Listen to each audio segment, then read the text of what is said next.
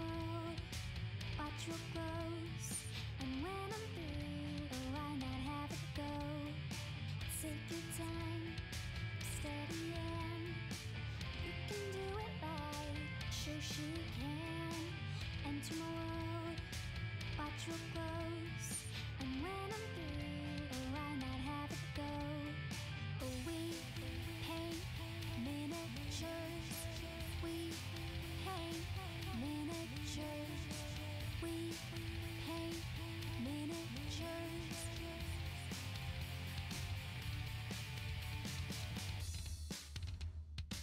Turn on tuning in, hear what I say. Watch real closely, enjoy the stay. You'll see me painting from up above, and if you like it, give it mad love. Take your time, steady and you can do it right. Shoshie can enter my world, watch real close. And when I'm through, why not have it go? Take your time, steady and you can do it right. Shoshie can enter my world, watch real close. And when I'm through, why not have it go? We paint miniatures. We paint miniatures. We paint miniatures. We paint miniatures.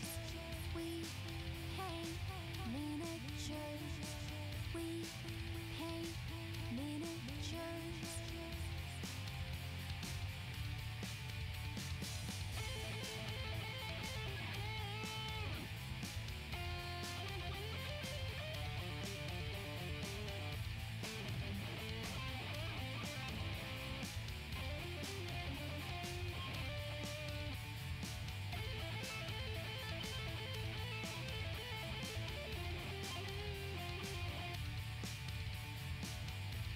miniatures. We paint miniatures. We paint miniatures.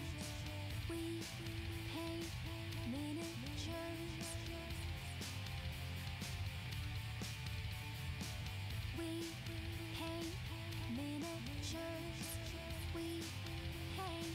miniatures. We paint miniatures.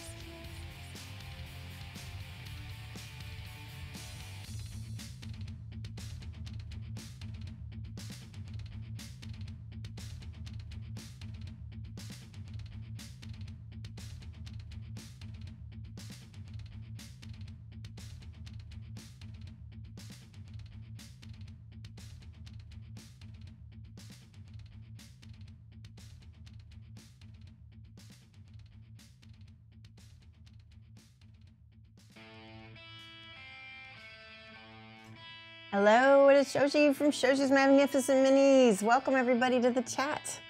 I want to say hello to everybody who's made it so far. Artie Volv, Nixton Minis, Amberden, Waldgeist, Sparedem, You Will Never Know, and Lamunas. I think Talagar777 is with us. Thank you guys so much for coming and visiting. So I decided to take a break from, you guys can hear and see me, okay? Good, hopefully everybody can hear and see. Sounds like I need to turn down my computer sounds a little bit really quick. This is a little loud for me. Is it too loud for you guys? There, that's much better. Everything's good, yes.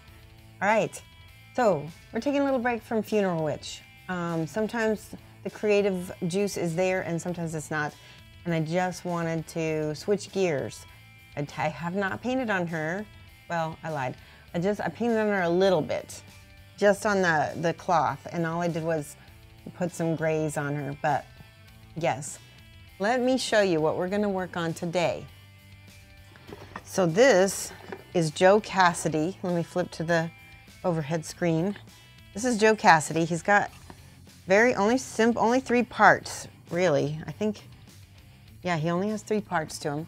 He is a bust from the Naughty Gears from Scale75, and you can click on the link, and remember, you can still, if you haven't used my coupon code, Shoshie Rocks, at the Shopify.Scale75USA, you can get 15% off of your entire order. Look at that, and there's the other side. All of Scale75's, most of the stuff I've seen comes with a color chart. And so this is 1/12 scale, which is pretty big. So that means there's a little schmutz. Hang on one second. See that? Right there. There, got it. Which means he's perfect for showing off demos and things like that too. He is going to be really fun. Lots of metal, lots of skin, and of course lots of leather. Also, I'm noticing the primer that was used on this is a rattle can primer.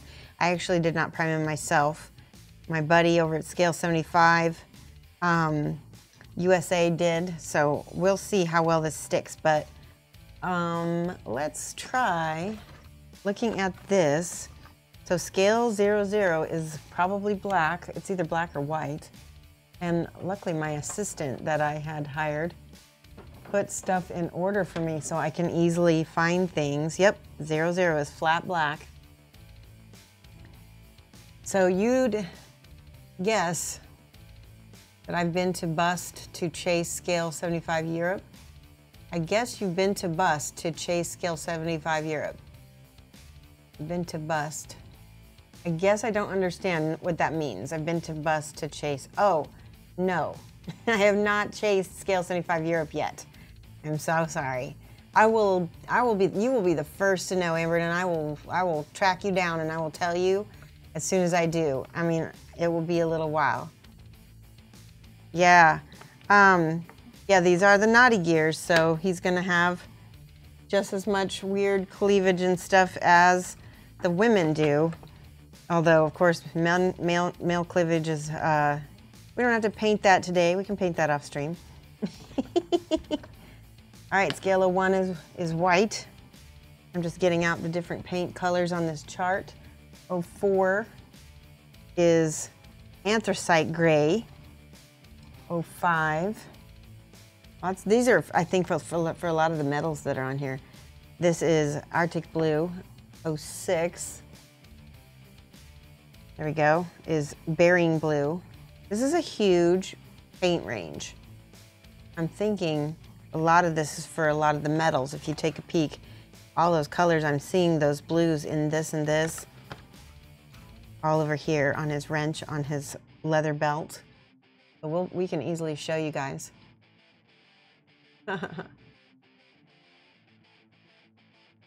Yeah, I'm sorry you guys have had a bad week. Aw. Well, hopefully you can relax and chill, and we'll do some painting and we can bring your mood up a little bit. That's my goal. All right. Number 8. Let's see. Ah, that's 7. Here's 8. Abyssal blue. Lots of blues. Like I said, number 10 is a yellow. This is probably for the non-metallic gold. I think that's definitely going to be a highlight color for the non-metallic gold. Let's see. 12, Scale 75 12. Is also probably part of the gold, because look at this. This is Gobi brown. And if you look, oh, that also is probably his apron as well. He's got gold bits on his leather belt, on his backpack. Hello, Dan Chapoo, it's Friday, it is. Listening, guys, but driving home, so forgive me, no problem. Yeah. Wald Guy says, I picked up my wedding smoking today. Your wedding smoking? Next Saturday will be, oh, okay. Oh, smoking jacket? Is it a smoking jacket that you're going to be? You're terrified? I want you to relax, and it's only one day. It's going to be really fun. It's like a big party. I'm glad you are relaxed and happy. That's good, because something will go wrong. Just be ready for it. But that way you'll be prepared, because something will go. It just always happens. Also, the bride's mother's job is to annoy the bride on her wedding day. That's another piece of advice I give. That's her job. Just let her do her job, because, that's what we do. Mothers annoy their brides. All right, let's go 75, 12. Oh, I got 11. I don't have 11. 11 is Sahara yellow. These are definitely going to be non-metallic gold colors. You can already see that. If I have the Scale75 Steampunk in miniature, the 75mm version of this is used in the painting male skin section on page 108 onwards. That's in the book? I don't have that. But that's a good point. The other thing, so if you look here, Julio Cabos painted this, and he uses the airbrush for his skin, and I'm not going to be doing that. You guys are going to get to see me paint my normal skin tones. I may use I probably will use Scale75 for the whole piece, but I just want to let you know that I'm not going to be airbrushing anything, so this will be entirely hand painted. I am lazy. I don't want to get out my airbrush today. I do need to prime some things though. That needs to happen. All right, there's another. These are all my non-metallic gold colors, and these are all my non-metallic. This is for the dark leathers and for the wrench, I believe, right here. And then this here is for the golds. All right, 12, 13, 14. I'm getting out most of everything. That is for the copper. I'm almost positive. This is a Kalahari orange. 13, 14, 15. Oh my goodness. Let's just get out most of the paints. That's not right.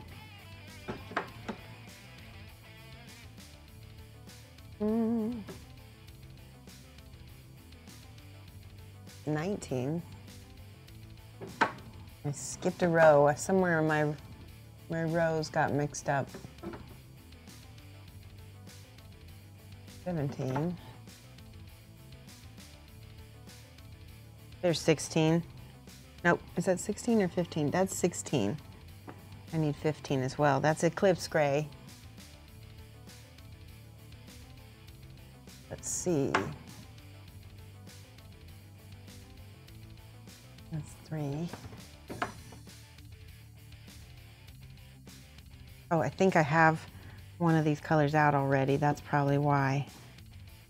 One of the things I started doing, let me show you what I've been working on. Hang on one second.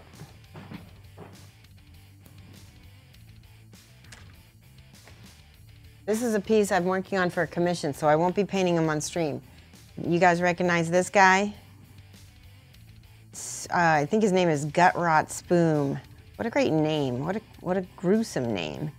Anyway, he is a very iconic GW figure, and I've been working on trying to get the blends on these tentacles right. And it's frustrating because these paints, these flat paints, are not quite right for blending with that technique. So the book also covers painting the arm as both non-metallic and true metallic examples. Oh, that's great. I'm off cam. Is that better? There we go. Was I off cam because I was getting the miniature, or was it because, okay, that's more central. Good, good. Okay. All right, I'm taking it off cam. Don't put that I'm off cam. All right, now I need to get, because like I said, some of the colors I've already gotten out. That's 33. There's 17. I was looking for that. So 16, 17. I'm missing 15. It's in here. There it is. It's a bright turquoise. And I honestly, what the heck is he using turquoise on? Maybe this little bit of blue right there? I don't see any. Okay, maybe the blue eyes. You love the transition between the blues and the greens? Ah, thank you. I need to work on those some more. The background seemed to use the instruction. Okay, so Amberden has the book out, folks. If you don't know this, Scale75 put out a book called Steampunk, and it's got a whole bunch of tutorials on how to paint non-metallic golds, coppers, all the leathers, basically a whole bunch of tutorials on how to paint these steampunk busts that they do so well. And he's reading some of the stuff out of it so that we know what it has in it. The backpack seems to use the instruction for the copper metallic set. Yes, I did not get any of those individual sets. I have the full sets from Scale75, so I am just going by the color chart on the back of the box. And a Scale Color 29 is my next one. I'm just gathering my colors so that I don't have to search for them later. 21, 19.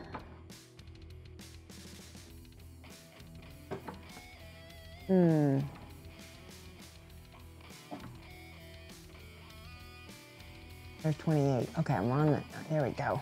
There's 29. And then 31.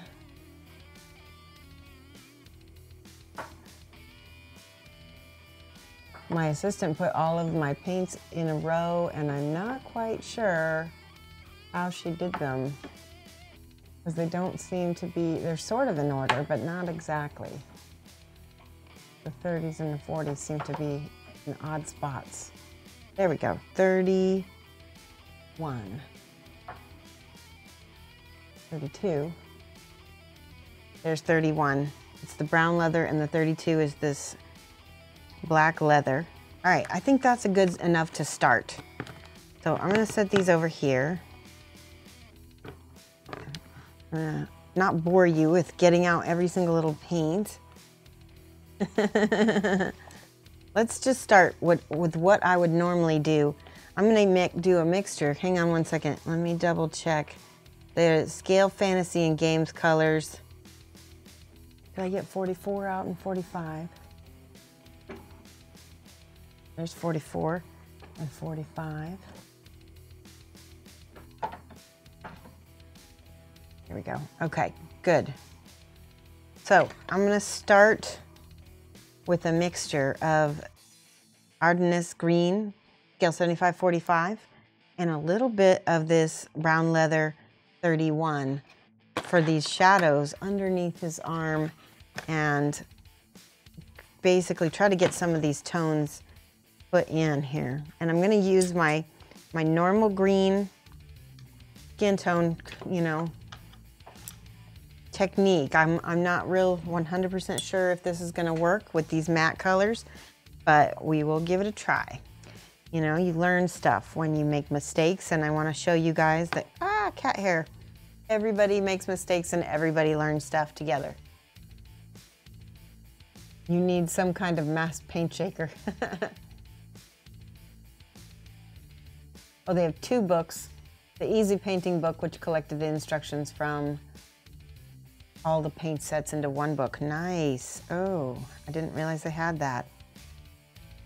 All right, so I'm just gonna do a very thin base coat with this Ardennes Green. It's an olive green like I always do. And this is nice. So far, if you can see, this primer is, I think he told me it was the Tamiya Gray primer. And it's nice. I'm not hating it at all. Now, when we tried to airbrush with this primer in the past, it beaded up on us and it acted all funny, but it looks like it's doing just fine this time, and I'm actually getting a, ooh, don't touch it, getting a really smooth base coat, except for when I touch it. Don't touch it. Okay, I'm just gonna do a smooth base coat everywhere. It needs to be a little bit thicker than that. I did it pretty thin to start. The green does not need to be opaque. It just needs to be green enough that when we start doing our layers on it, it's there, right? Does that make sense? Okay, that's perfect. That's beautiful. Gonna get in here. Base coat, base coat, base coat. All over his fingers. Oh no, I just realized something. He's wearing a glove. Luckily, because it's only base coated, we can wipe most of that off with our brush as long as we dry off the brush. So don't paint that part. If you're following along, don't paint that part. I know, I was looking at this side and I was thinking this is like a cuff, and it's not. I made a mistake. You gotta see me make my first mistake. And let's do this. This bicep is supposed to be green for sure. There we go. Nice, beautiful layer of green. Trying to paint fast, and that way I don't get brush strokes from paint drying too quickly on my model and then getting stickiness of kind of a cottage cheese effect. So once I put my layer down, I'm going to move around on the model so I don't get it too much. All right. There we go. Beautiful, beautiful, beautiful. I'm going to hold it with the top of his hat there. Now, Julio Cabos uses these little dowel rods, and so does my buddy over at Scale75 who put these on for me. So I'm going to roll with it, and that's why I'm not using any holders or anything. See how that dried? Just gorgeous. Just a gorgeous layer. And I'm going to go ahead and go all the way over the eye with this part as well. Paint a little bit into the beard. Do you guys see how I'm painting a little bit into the beard? It's okay. All the way over the eye and under the nose. Ear. Painting into the beard a little bit again. Try not to get any bubbles anywhere. Trying to get this lip without hitting the teeth too much. All right, that is it. And then I'm going to set that aside and go for this arm, which doesn't have any skin, but this whole sleeve is the same green color. We're going to go with that. Speaking of mistakes, what was my worst ever mini painted mini? Do I still have it to show how much have I improved? Well, okay, let's see. Probably some of the earlier minis were the worst, but the thing is, Amberden, they may have been worse for me at that time, you know, compared to now. But you should never compare your minis to what you do now, because it's where you came from, and to dishonor your past self by comparing yourself, I don't know, I just don't think it's good for your inner artist. You know, some of the minis that I have from before, they were the best that I could do at that time. So they may not be like anything great now at all. But I wouldn't call them my worst either. Does that make sense? But as far as like what was the biggest pain in the butt mini, I still feel like I did a good job on it, but it was a huge pain in the butt. Was the thief from Kingdom Death. Building her and painting her was really challenging. You can find her on my Instagram. And I didn't mind once she was done, but I will tell you that, ooh, she was fragile, and her being so fragile led to a lot of breakages. I had to re-sculpt something so that she would look like she was still holding her little umbrella. She's got a little parasol. And oh my gosh, it was just, she's one of those models that I won't ever paint for commission again. It just wasn't worth it. That's how I felt. And that's why I was saying, show us how much you've improved. Oh, Hey, Slave 1D. Sorry you missed the start of the session. What color paint brand are you using to base with? This is Scale75, and the color is Hardness Green 45. And so we're using all the Scale75 colors because there's a whole little color chart on the back of the box that I'm gonna try to replicate in some ways. We may not use it exactly. But yeah, let me see. I don't know, honestly, if I still have some of my worst minis from in the past, Inverton. I have a picture somewhere. I'm not 100%. I don't know where. Uh-oh. I just realized this glove, again, I miss painting the glove. That's okay. I'll leave that. We'll paint over that. Don't let me forget that the glove starts here. We'll get it. Okay. I'm gonna let that be. Where's the backpack? There's no green anywhere on this, so we can set that aside. I like that there's so few pieces on this. All right, is this dry enough? So it's not quite dry everywhere, but we can begin. Now I need the brown.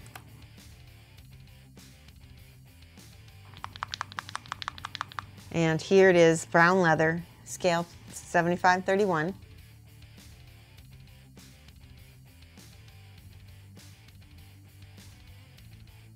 And I am going to try to blend with this brush. It's an old Citadel base brush. If it doesn't work, I'm gonna switch. Because this is just undercoating basically. So with undercoating, I'm gonna mix a little bit of the green with a little bit of brown. Miss Half Damage says, Shoshie's Minis, have you used metallic medium? And I have, and it is awesome. I highly recommend using metallic medium, especially to get that little ding highlight that you need. Okay, so here's the brown into the armpit. This is, we're respecting the shadows here, right? I'm painting these in, and then now I'm gonna rinse my brush out, wipe it off so I don't have too much water on it, and try to see if I can feather this out into this green that's already here without removing too much of my green possibilities.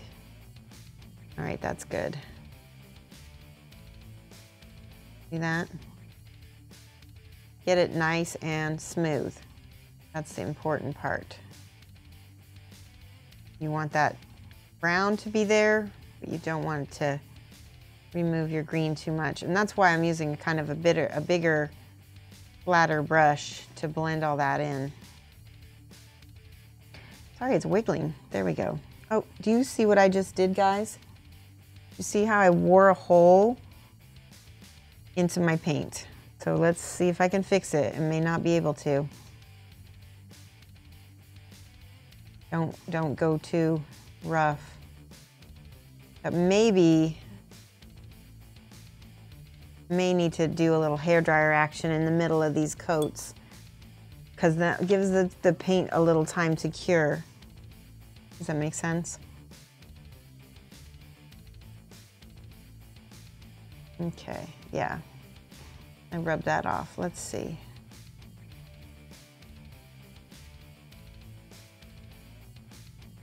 All right, I am going to cheat and use my hairdryer. And it's not really cheating, but it is much faster.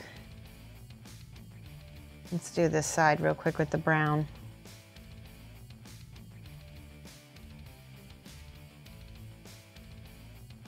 Sinester just got their entire Scale 75 paint set coming from P3 and Citadel.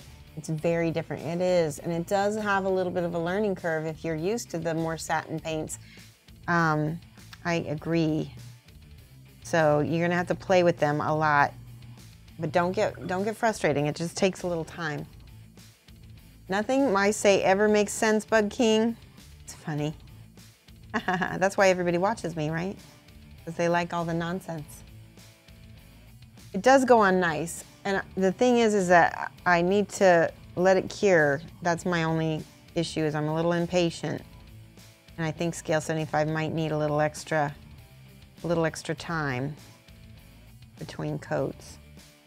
Well, and Julio airbrushes everything. See how I'm gently blending that down. He airbrushes everything and then it's ultra smooth. There we go. A little bit more blue, not blue, brown. Mixing up my colors, there we go. Rinse out my brush and then feather, feather, feather, feather. Put that brown in there.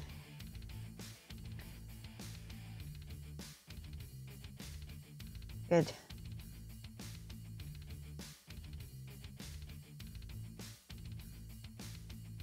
Get under that hat.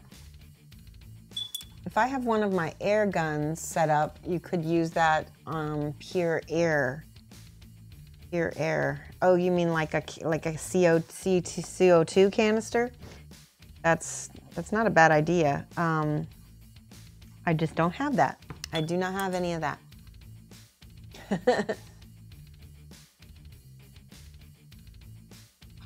I can add some retarder. I don't want, that's actually a really good thing. I don't want to add retarder at this point because retarder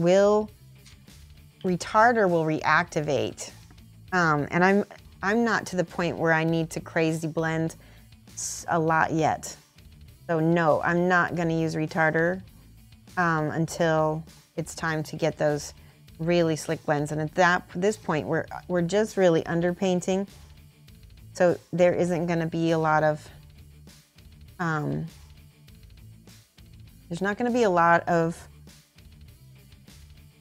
problems, hopefully, with the blending. Trying to get in there. This is a mini, I think, that would do really well with an airbrush for your skin. But a lot of people don't have airbrushes. Or maybe they're like me and they're too lazy to get theirs out sometimes. And so they wanna paint it some other way. You guys are so helpful. Okay. Now with my brown, a little bit of green up underneath this hat, underneath his eyebrows. I'm just painting in my shadowed areas.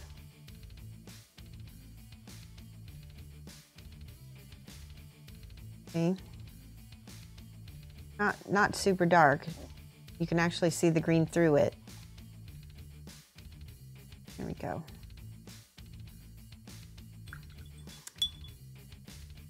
Wait, I missed some stuff. Sinestar added the agitators and bought the Robart paint shaker until you can save up for the Vortex mixer. You wish the top of the bottle was just a slight wider to fit your paint mixer. What you got from Badger. Nice.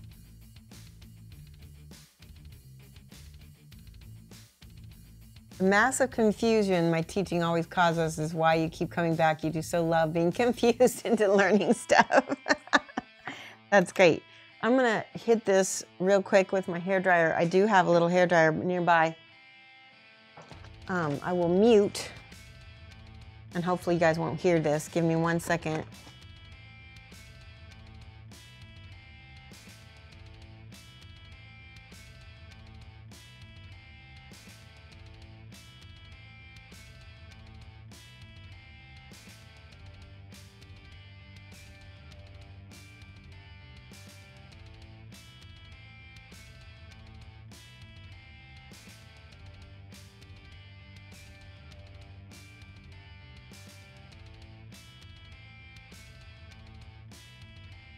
Okay, that helped a bit. You can definitely see brush strokes, but that's all right, like I said.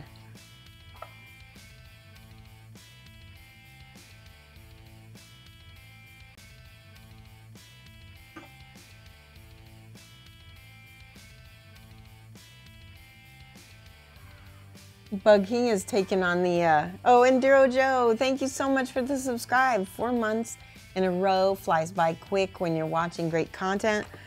Oh, that's so sweet. Let me write down your name because I like to write down not only my new followers. By the way, I've got a new follower, LaBalby, and here's subscribers.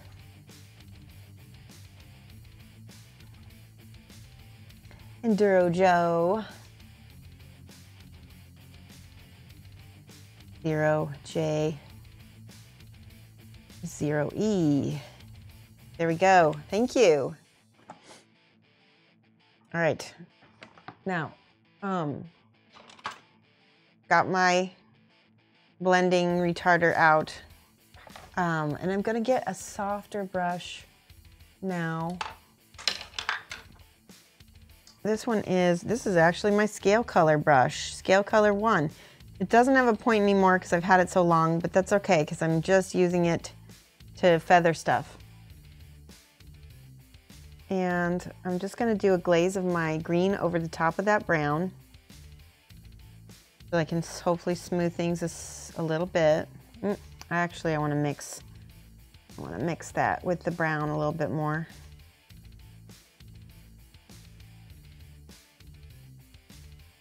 Do that, yes.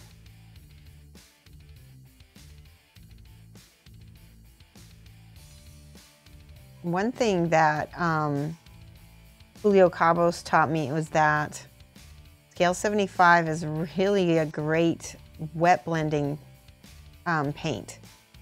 And I do like wet blending because it's so quick.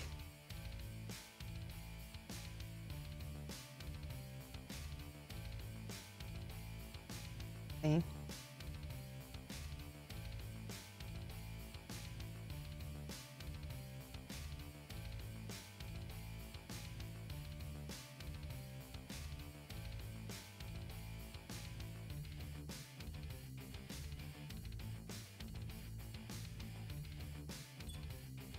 So I have a paint shaker. It's not a not one of the ones that is like an official made one or anything. But a friend of mine gave it to me in exchange for a painted mini, and it's not a hunting knife, but a electric knife, fishing knife actually. I guess it could be a hunting knife too. I keep wiping that. I'm not sure why that part is so tender. There we go. But anyway, he cut the blade off of it, the end of it, and then added a medicine bottle to the end of it and a little cotton inside the medicine bottle, and it works like a charm for shaking paints.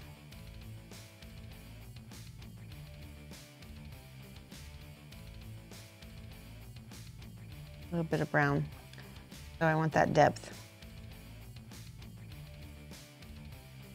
Okay, now I'm gonna hit it with the hairdryer. Wet blending is something for me to put on my learn list. Just do it, just do it. Hey, Grenler, how are you? I'm gonna mute myself for 1 second, Grenler, so I can dry this quickly and then we can get back to saying hello. By the way, guys, if you have not followed Grenler, you need to. He's a fantastic painter. Let's do a shout out for him. Let's do a little SO Grenler. There we go. Is that gonna work? It didn't work, did it? Let's do a hype for Grenler. How's that? I did not miss you. There we go. All right, I'm gonna mute and I'm gonna use the hairdryer. Give me 1 second.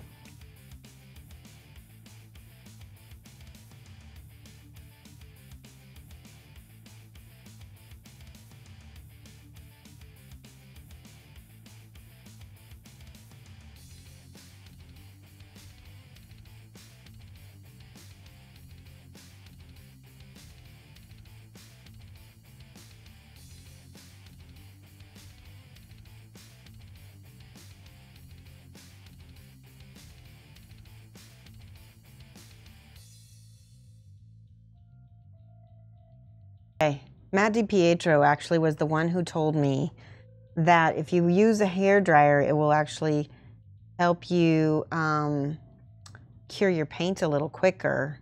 Let's see if I can cover that. This model, I hope it's fun.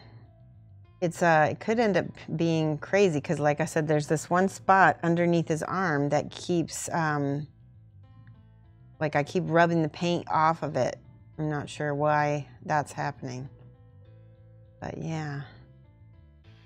So I'm seeing lots of brush strokes. That's okay. We're gonna add lots of layers on this guy. Now, I'm gonna look for the skin tone colors in this, and I think that most of them are the Scale Fantasy and Game set. I'm pretty sure because this Fantasy and Game set is more satin. All right, so let's see. I want to make sure it's not in any of the ones that I've already gotten out. Nope. Hey, Kat Leanne, how's it going? All right, so 44, Scale 75, 44. There's 40. That's 37. I think it might already be out. So what you been doing, Grenler? What have you been painting? Tell us. While I dig up my paints, you can help me entertain my chat. Well, I'm sure everyone is mildly entertained by me digging through my paints. 41, 42, 20. Okay, these are really out of order. There's 42 again. 43, 43. There's 44. Tintalos red. That's not a skin tone. Did I say 40? That's not even the right color either. 34, not 44. 8.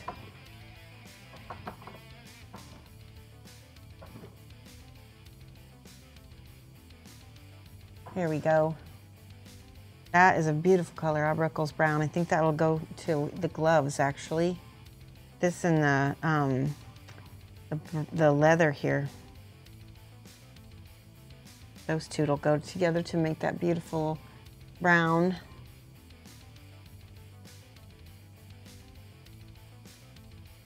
You dipped your brush into tea, Bug King? Grenler says, any recent stuff you finished that you can show? I do. You guys want to see my, hold on, let me get her.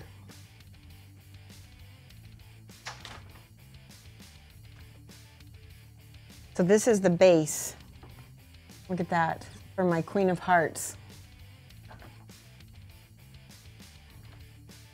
I gotta take her out gently because she's almost done and I don't want to break her. And there she is, the Queen of Hearts. The Knave of Hearts stole some tarts, right? There she is. And she's gonna be, let me see if I can flip this here. So here is the base. And then here is the Queen. Oh, there's not good lighting. Poop. Let me try it again.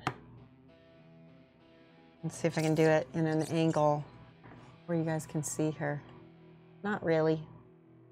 Anyway, this is what I've been working on. She is going to be some kind of either competition piece. She's definitely a commission. And I just finished her, so I'm going to be attaching her to the base. I want to show you what else I'm working on. Check this out, guys. Have you guys seen Grebo Games, Fang and Hood? I'm gonna be streaming this, actually. This is a big, like, werewolf. Look at this werewolf right here. It's got crazy, dark, glowing pumpkins.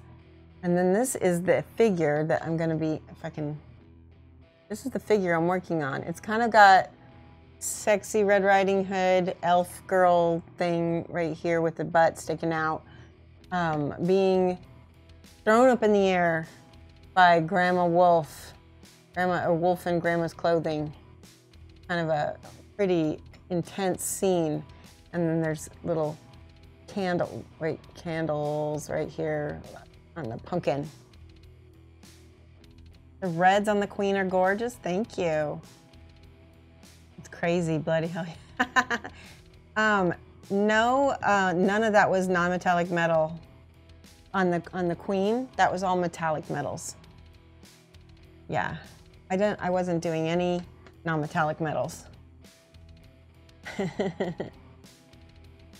And yeah, so I'll be working on this it's Fang and Hood, Legacy Vault Fang and Hood by Grebo Games, and they did a Kickstarter recently. So this client sent this to me, and I'm loving this artwork. Whoever did this artwork, it's gorgeous. I don't know if they credited them. I don't know, but Grebo Games is by an Italian company, I think. Via Donatello and Poggio Acciano or Ciano. I think that's how I say it. Yeah, so that's in the works. It'll be fun. You missed the Kickstarter for that?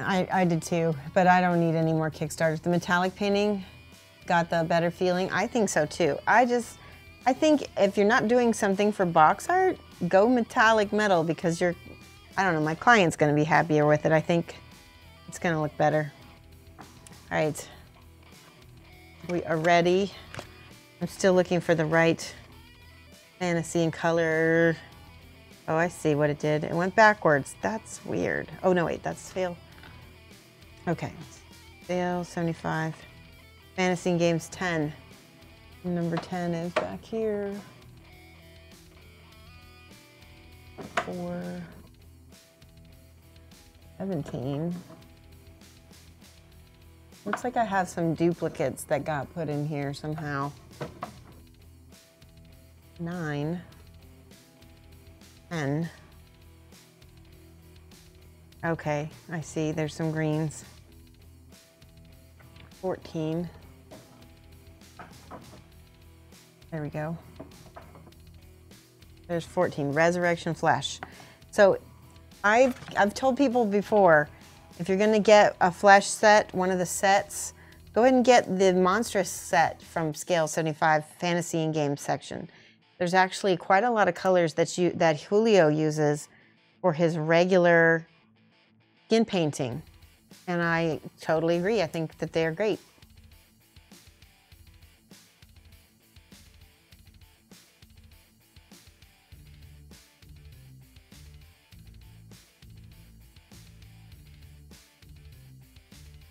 All right, let's start this here. I'm going to use my brush. It doesn't have to have a fine point on it because I'm just going to be doing thin glazes here. And make sure I'm on cam because my camera got moved a little bit. There we go. And again, I'm layering. It's going to take a little while. This is the Fantasy and Games skin. I'm hoping that I don't get a whole bunch of little lint hairs and stuff in it. You guys see that? It's got a little bit of it's got brush strokes, and I'm not sure why. Maybe I need to shake it better. Hello, Zion Engine. Happy Friday, thank you. It is a cool vest. There we go, that's much better. Let's get a different brush too. Let's see if that makes a difference for me. I'm gonna use my Winsor Newton 1. It's got a little stiffer hair than that Scale75 because it's a little newer. There we go, that's a little better.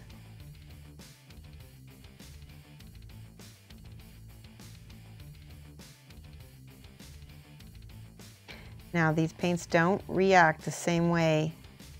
My other, my P3s don't. They don't blend nice like my P3s do. So I'm going to use my drying retarder so that we don't get chalked up a little bit.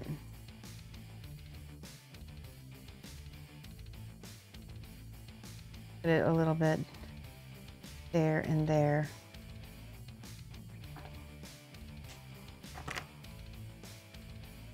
And that might hopefully make it less streaky too.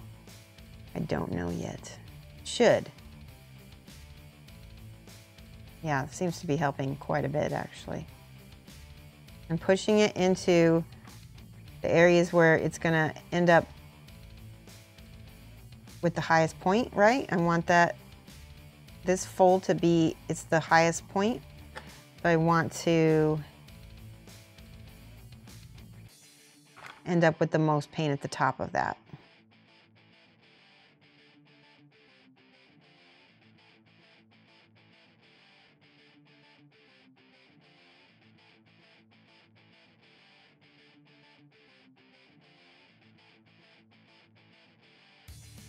Okay, that is working a lot better. Let me keep using my drying retarder. Seems like it's less brush strokes. He's big. No, he is a bust. He's just a 1/12 scale, which is actually, yeah, it's pretty big.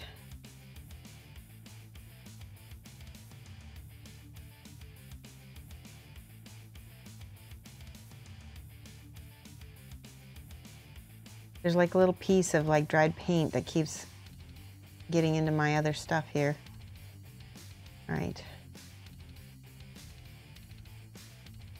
Now, the trick here is to change the direction of your brush stroke to get those layers.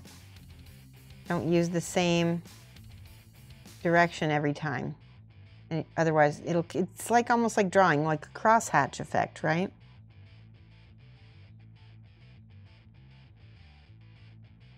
There, see, we're starting to get that layering up like I like. And then this is over the brown, so it's going to give it a different effect. Let that dry. I need to not keep going back into it.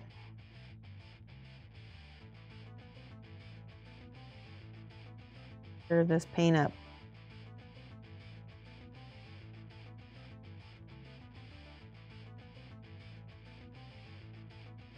The trouble with a bigger piece is you can see your mistakes so much better, huh? So it's a catch-22.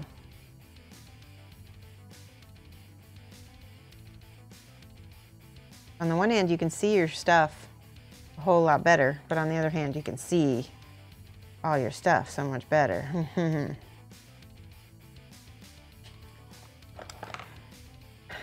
I just throw my retarder on my palette. Julio Cabos actually taught me to use this pen, and I like it a lot. And it keeps me from overusing, for me, it keeps me from overusing my retarder. Because like I said, it will reactivate quite a bit if I'm not careful.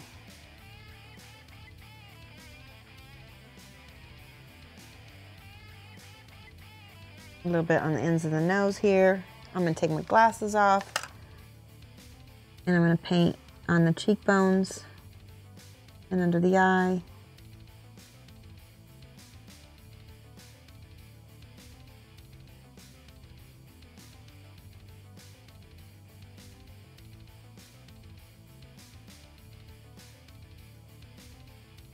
Leaving that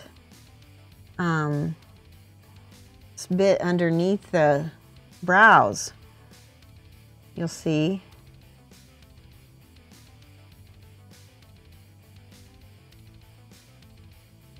Nose, nose, nose.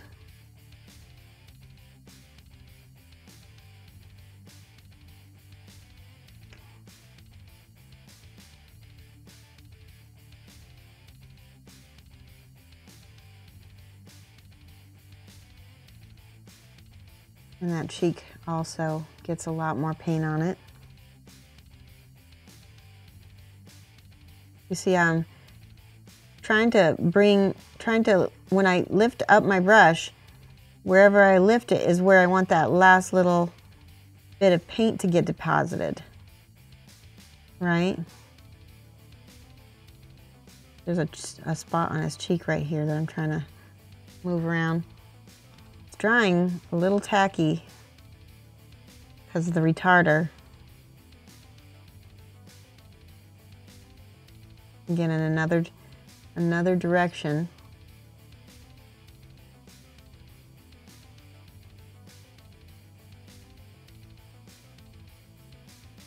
Now, so here I went this way, and now I'm gonna go this way.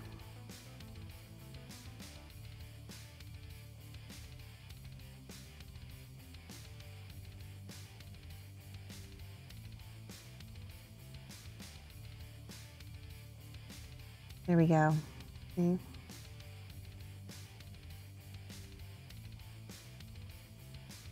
I'm seeing lots of brush strokes at this point. I'm not worrying about it too much.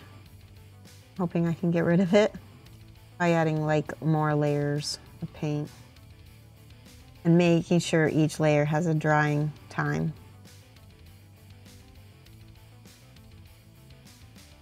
Yeah, I'm leaving the green to settle into the shadows.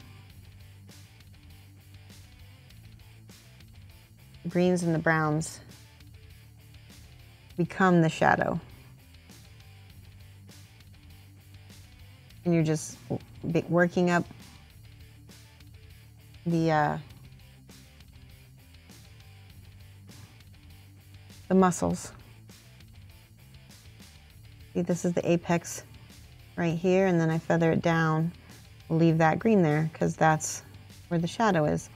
Here's an apex right here. Leave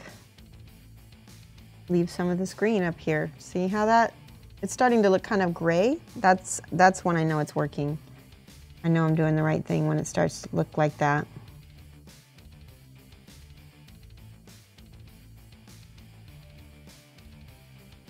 Okay. Now I think I need to hit it with the hairdryer. All right, time for hairdryer and the mic so you're not deafened.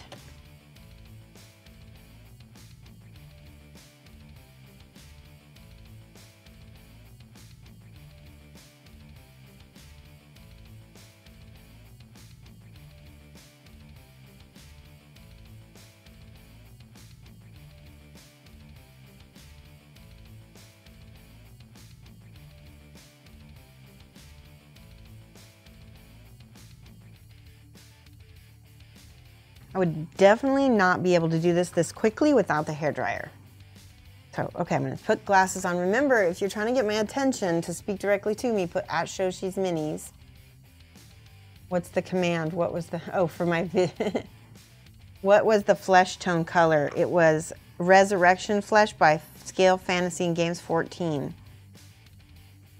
And so far it's working pretty well. All right, so now I'm doing it in a different direction. Right there, see that? Slightly different. This is a sharp line. I'm gonna just take a tiny bit of this brown mixed with a little bit of my flesh. I can maybe erase this sharp line a little bit. Andy C8, thank you so much for the follow. Give me 1 second and I will write your name down. That's a little brown for me. Hold on, let me write down.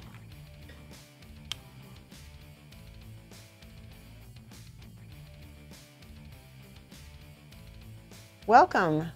There you are, right there. Now your name is going to be on the show for the entire episode. Welcome. Hello, Megatron 1993. Have you seen my show before? I don't recognize your name offhand, but welcome. We're painting Joe Cassidy. I need, see how reddish that brown is right there? That means I need a little green to cool that off. We're gonna get out the Ardennes green. And I'm gonna mix it a little bit with my flesh color to get sort of a interesting green mix here. to glaze over. See that? Now it kind of neutralizes that brown. Did you see what it did? But we still kept that shadow too. I'm just gonna do the same thing with this green here. Go over stuff so that I'm erasing these brush marks because it's got my green tones. I realized I needed some kind of mid-tone in there. And that was what it was needed right there. So this is about 50-50 green and resurrection resurrection flesh.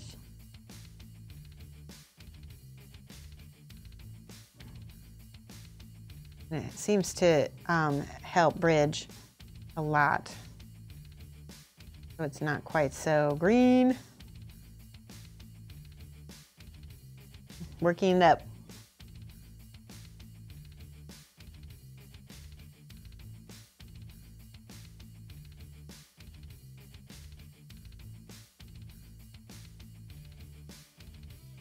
This has a little bit more resurrection flesh in it. This, by the way, is my Verdaccio technique that I did not invent, that the Renaissance masters invented. I think it was Renaissance. Somebody way before me invented this technique. And I learned about it in my painting classes in art school. And I took it to minis. So I guess if you teach it to somebody else, all you got to do is make sure you credit those masters, and then just tell them that you learned it from Shoshie. Hey, I learned this master's technique from Shoshie that she says is from the fine art world.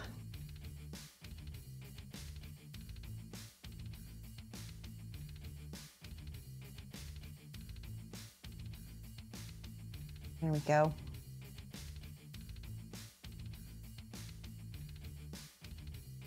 Sometimes I come to see what you do, and sometimes I don't.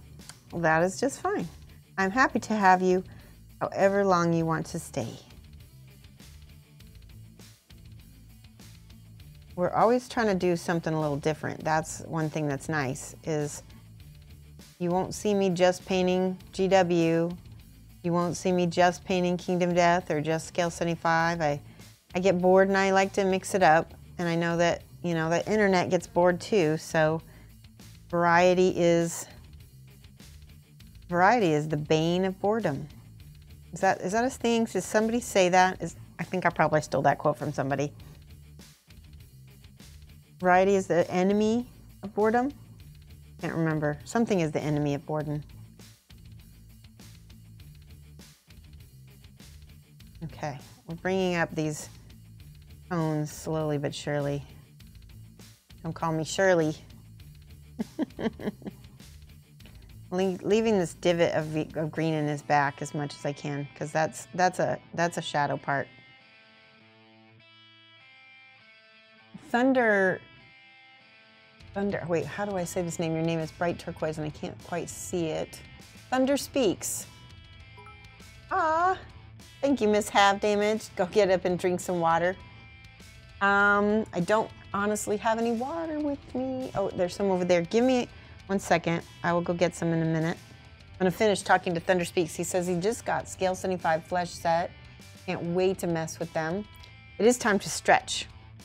We will go ahead and everybody get up, do cat stretch. Let's see. Now we'll go get my water while we all stretch, okay, guys? Hang on 1 second.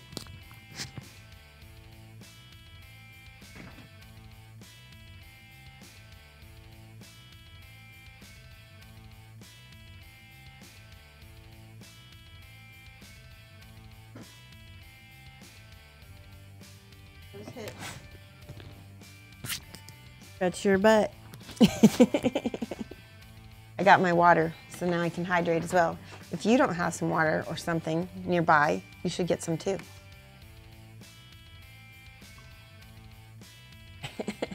Look at my adoring fans. They made an alert for me. It's so funny. All right. I'm loving over here, and I'm hoping to get the same tonal effect on this side too. And I dropped my paper towel. There it is.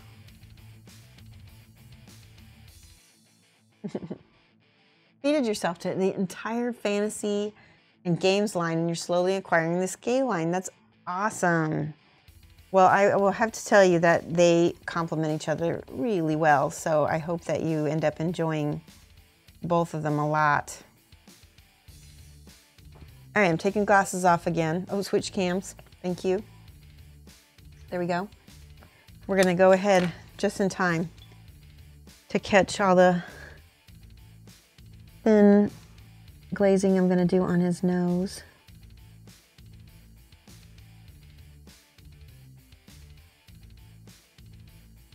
I want to leave a little ball of paint on the end of his nose so that it's smooth.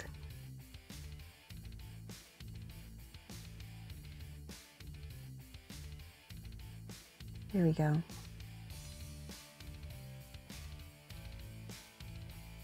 Now I'm just touching it.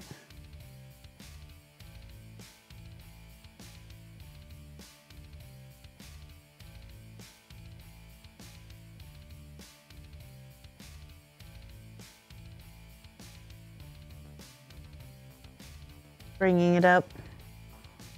I think this is the part where I need to add a little bit of green to my flesh color because I need some kind of mid-tone to keep the brush strokes away. That's better, much better.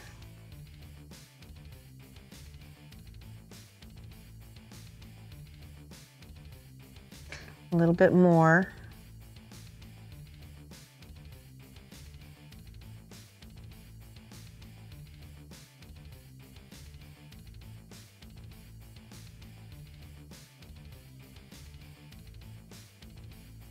A little bit more. See, I'm adding just a tiny bit of flesh each time. Hopefully I'm not wiping off the last layer by accident. Making him a little bit more human as we go. This is a fine art technique. So it is a canvas painting technique. That's why it ends up looking so realistic.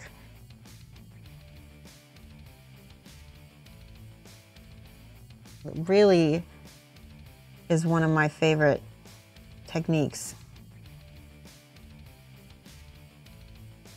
See, I just love this look better than airbrush. I think airbrush, I mean, it's great and you can get smooth, but it always has sort of a unreal feeling to it to me. Skin is not perfect. It's not smooth everywhere, and it's definitely not matte. This is something that Alfonso Giraldes said.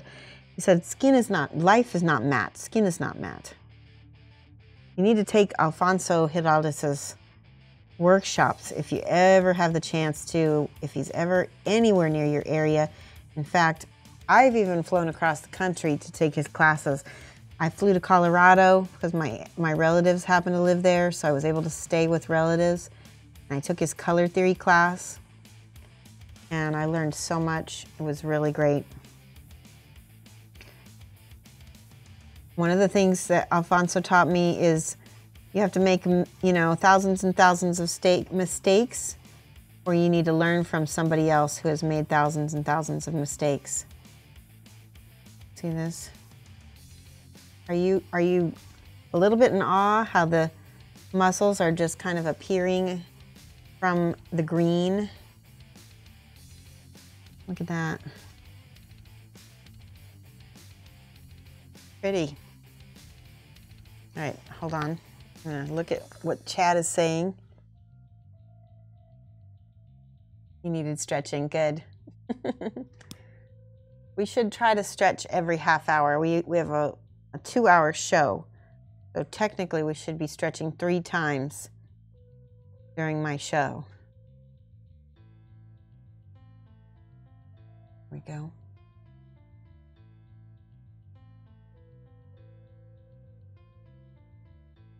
Now just imagine doing this on a small mini. It's much faster because they're so much smaller, right?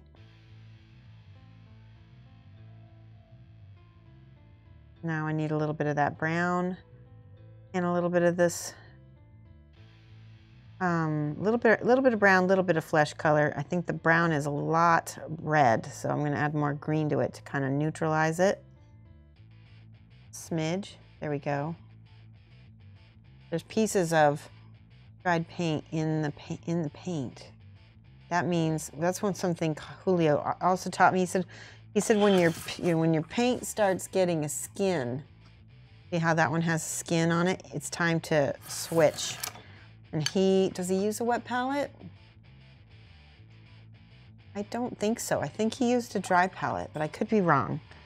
But if you do use a wet palette, this is a good time for it because you won't get the skins as much.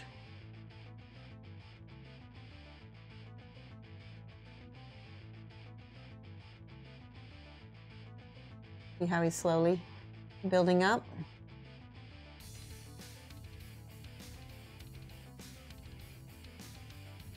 I'm building up flesh from green. Yep, exactly. It's called a verdaccio. It's an Italian Renaissance portraiture technique that I learned when I was in art school, and I was doing a lot of portraiture at the time, and I just liked it and took it for my miniatures, and people were always like freaking out over my skin tones.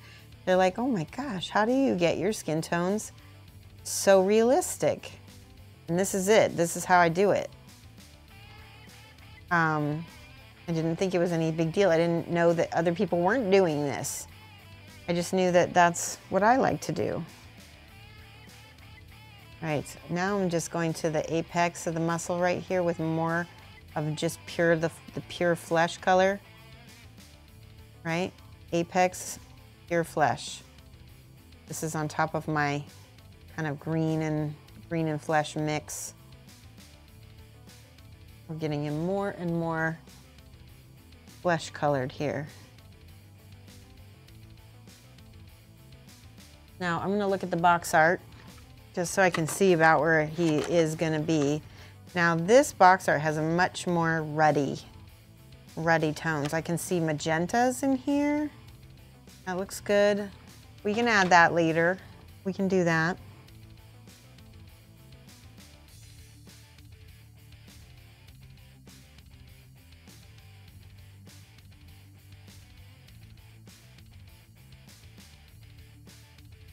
All right, shall we do some magentas and see what happens? I like to use a more transparent magenta. Let's see if Scale75 has one here. Let's try this Bloodfest Crimson. It might not be, nope, that's not the right color at all. Hold on. Mayhem Red, no. Here we go, this one, Haster Purple. It is a magenta-ish, darkish color. I missed the beginning. Why did I use green as a base? I'll tell you why, because it acts as a neutral, it's a neutral base, and then it builds up with there's a color theory reason. This is a warm color. The green is a neutral cool. And as I'm building up the worms, we see here the shadows, and it looks natural, it looks Caucasian, because actually also if you look at my skin, there's not just one color here. It's not just peach. And a lot of other miniature painters sometimes will build up with brown if they're using a layering technique. I'm using a portraiture technique. And so this is, I feel like it makes for more realistic skin tones. I hope that's not too lengthy of a response. But yes, Andy C, anytime you have a question, just do @Shoshie's Minis, so just like Amberden just did down there. And that way I can always kind of make sure I catch your questions. Sinestar said, I was watching an Alfonso video and he was using fluorescent orange for the skin tone. I know, I've seen him do that. I love it. And I'll show you how to do that too, but I don't want to do it at this level just yet. He does a lot of airbrushing as well. All right, let's see. We're gonna look at where the magenta tones are. They're all over the place. Okay, hang on a second. He's definitely got a magenta tone here. And I'm gonna thin this before it dries, hopefully, making it into a glaze. Pull it toward the middle there.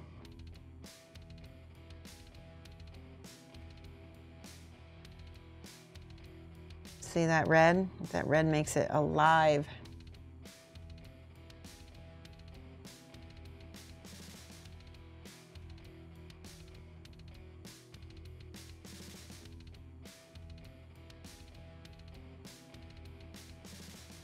The red will also neutralize that green. It will make it seem more real once we've got reds in here.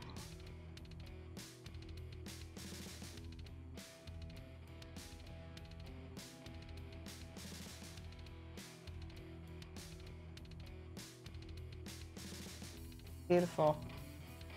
Wait till that dries and you'll get to see it, how it looks. Let's do some on this side here.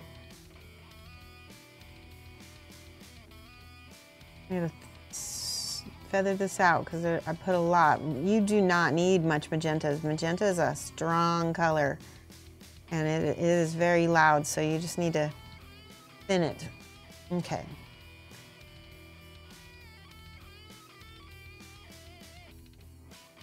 Getting it on the elbow because this is where blood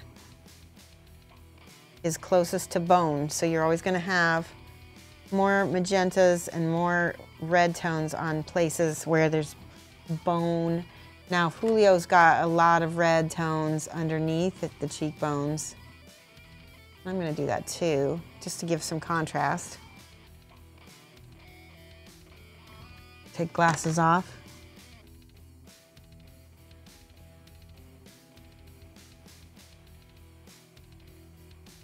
Feather that out with a little spit. Don't lick your brush though, it's really bad, don't do that. See that?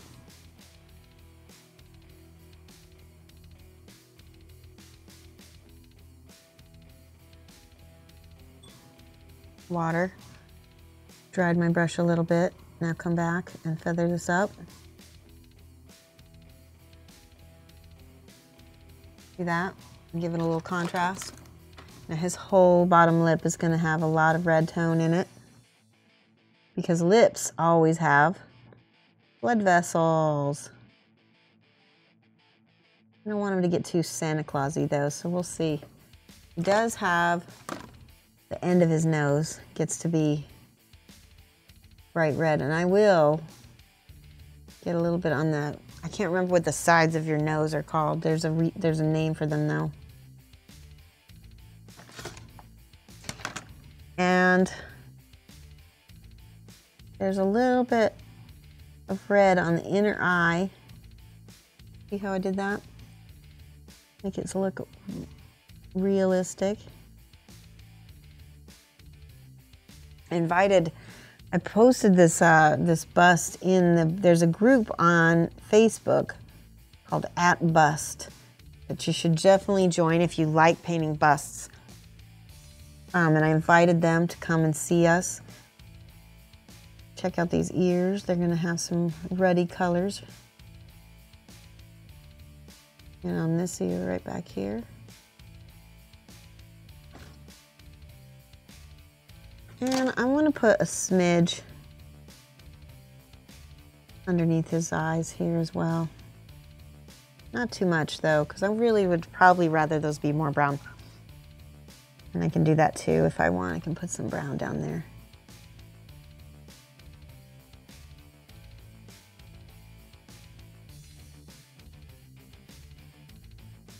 There's my depth.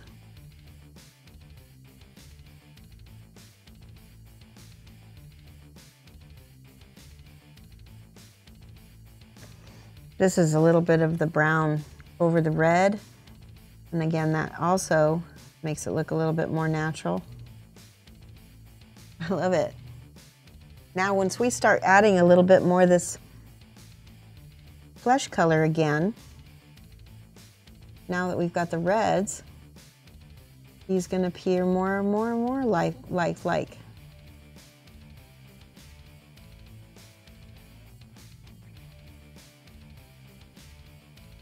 You agree? You getting there? I got this way over. Why am I way over? There we go. All right, let me check chat. I see some of my name being mentioned. Nixon Mini says, wait. Green and magenta, yes, to match my nails. Check the box to see if that paint is on the list. Wait.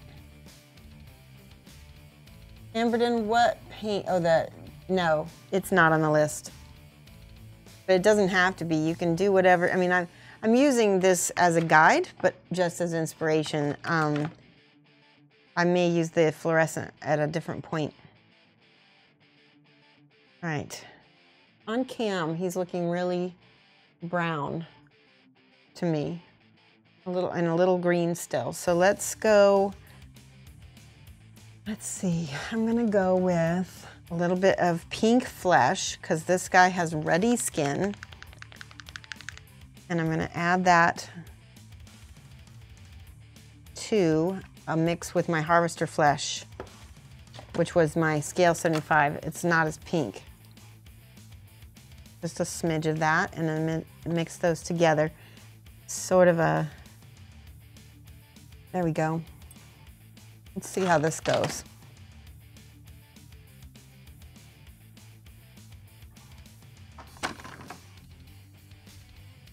Yes, look at how beautiful.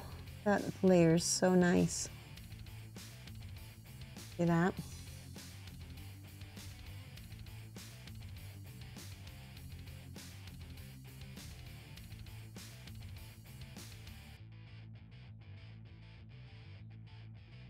I'm using like little bitty brush strokes so I can hopefully hide some of these.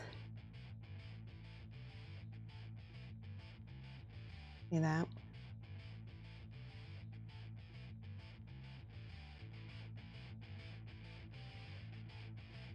We're gradually painting out the greens.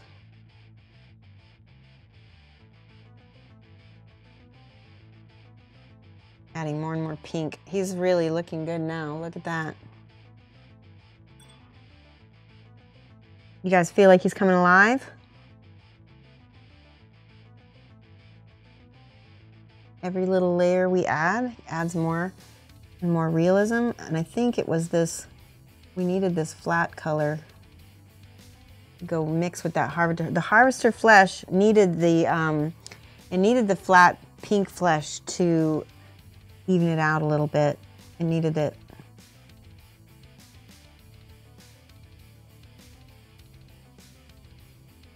Okay, now quickly get rid of this line. There we go.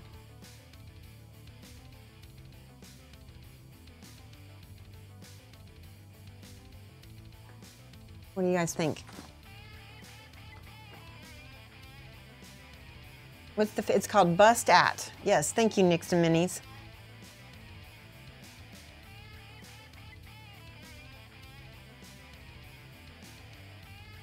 It is a great group.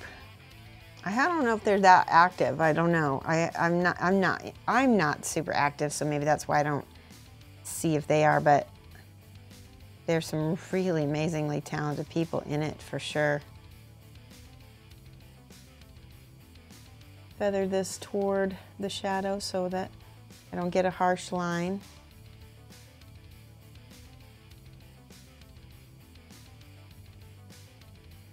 All right, now I'm going to use a little bit of that red again. Just a smidge.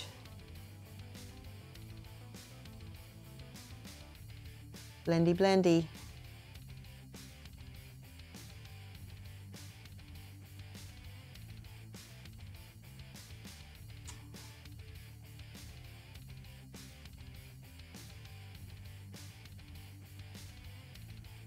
I like it. Okay. Got a lot of red right here.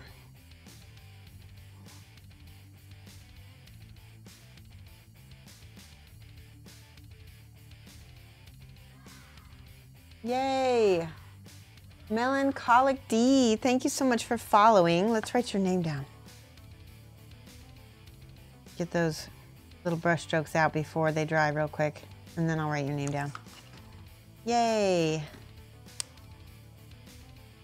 M-E-L-A-N.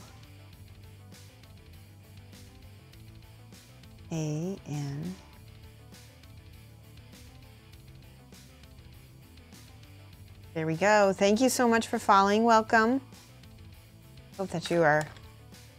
Is he a follower or a follower? Yeah, today I actually have followers. The reason why he asked me if I had followers is because I kept spelling my follower wrong. I kept saying followers instead of followers. All right, let's go up here with his face. Getting lots of brush strokes I need to clean out real quick. All right, he's definitely not looking green anymore, is he? Needs to dry. Let's see if I can do the nose.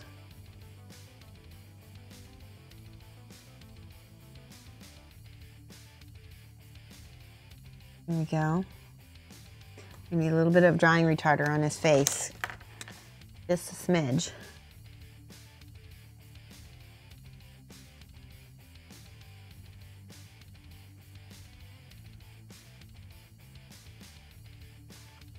That was good.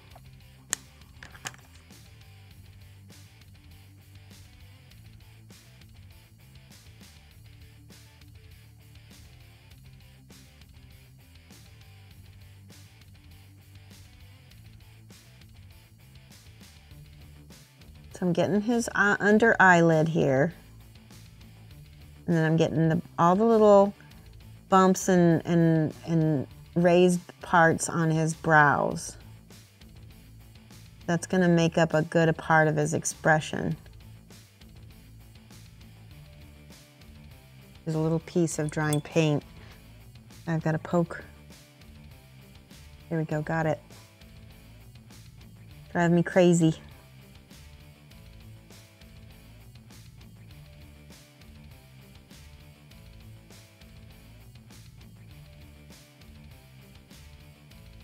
See?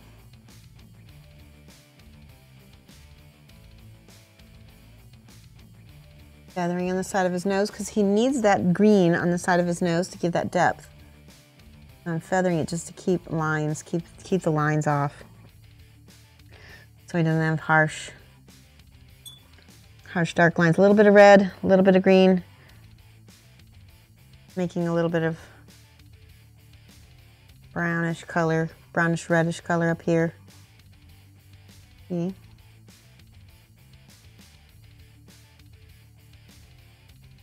Nice and dark.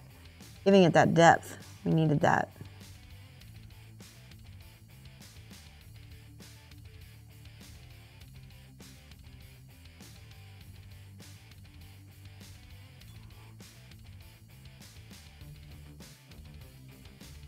I hope that you guys like this. I'm having a good time. Let's do a little bit more each on this side. And feather it. Now this eyeball is a little bit different because this, hopefully you can see this. There's a different eyelid down here, but it's a little bit deeper set. There we go. As soon as I get done with this modeling a little bit on the face, I'm going to show you the eyes. And this is going to be a really lovely tutorial for eyes. I'm hoping that I can get it to work right because they're big and you'll be able to see how to do large scale eyes. Nice. See how I got rid of that heavy line right there? That's what I wanted. Now, he's got pretty ruddy cheeks on the corner of his cheeks. Hang on. See that? That's pretty red right there.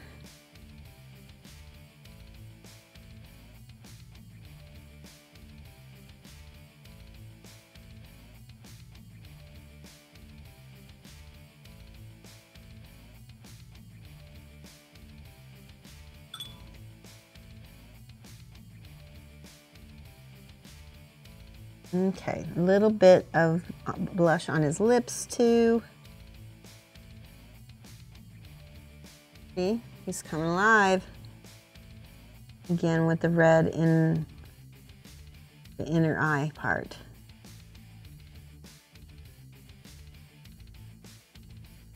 See that? He doesn't even have his real eyes yet. He's already starting to look alive. So, let's do this. This is something I'm trying to figure out. So he's got, for his eyes, I need the blue. I need this blue. And I need that pink. So I'm gonna mix this up. You can hear the agitator. Okay, and I'm gonna mix just this tiniest amount of red with that blue because I want sort of a purpley color. It's gonna be way more blue than purple, or way more blue than red, but there's just a skosh red. I leave a little bit of that rim of that green. Don't paint the whole thing, just leave a little bit. See how that looks? And I used this off-white bluish purple color. I did not use white for the whites of his eyes. If you look at your own eyeball, it is the farthest thing from white.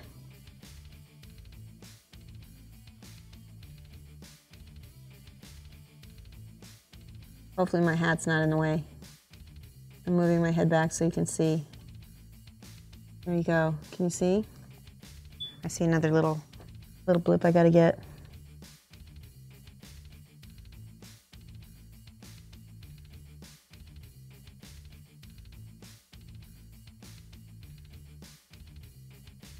Okay. Bing. Eyeballs. Hold on one second. I gotta check chat. I lost my glasses. Are they under? There they are. Found them.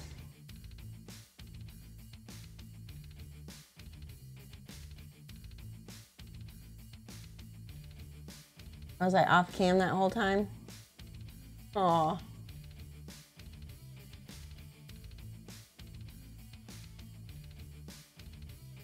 Where did I get? Okay, hold on. There's a lot of questions I'm going to go back to. But everybody keeps. Hold on. Okay, I was off center. Was I still on cam? I would ask that you, unless you can't see it, like if it's just over here, don't do my cam thing because it's like not that necessary. I mean, but if it's down here, sure. If it's here, you know, that's off cam. But if it's just off center, don't be picky, guys. I will do my best, but every time is gonna get tricky. All right. Somebody had a bunch of, you were up by the new followers. Oh, okay. So the brush retarder pen I got from, you can go onto my profile page. It's a Pentel watercolor brush pen. And the retarder is, where is it? It is this Saks True Flow drying retarder. I have it in both of these in my recommended, Shoshie recommends section of my profile. And so you can just click right on it and go right to Amazon and even order them for yourselves. And I actually do get a little kickback, thank you, for everybody who's ordered from that little profile page. Because as you know, like I tell you guys so much stuff. Let's see, let me look at these eyes real quick on this box. I see a little brown ink. This is Inktense Wood I'm gonna use. I'm gonna shake it. And it looks like it's plugged up, so I gotta unplug it. Somebody else had some questions about Verdaccio, and I missed it. Can somebody ask that one more time? I think the problem is a swirl. Oh, the camera's not aimed at my swirl. No, you're right. That's what happened. The camera swung too far. Because I probably hit it with my hat. All right. This brush is pretty pointy and sharp, so that's not bad. I'm going to flip him upside down because I'm going to go over this ink right here on the tops of his lids, which is upside down. So Thunderspeak says, is this the Verdaccio? Yes, it is. Absolutely. And you can go to many of my other videos, the Flower Witch video, the Funeral Witch video. I use the same technique. And you can check out those videos as well for other examples. So now here's the brown.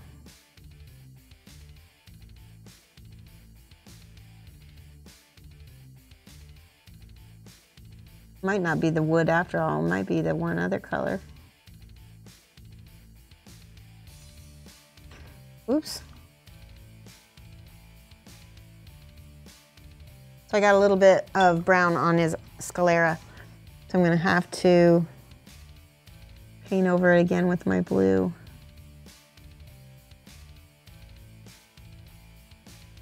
Like that. That's a little bright. I think I needed more red in that than I had. Remember how I said that you have to add a teeny tiny bit of red, and that just helps you get. So this blue is really light, and I didn't want it super, super light.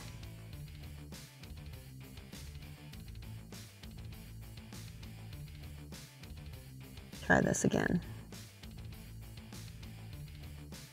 There.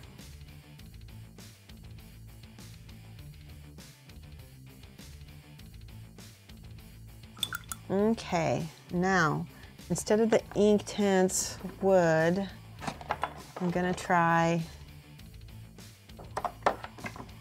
all my Inktense colors are in this thing back here. The chestnut is probably what I really want.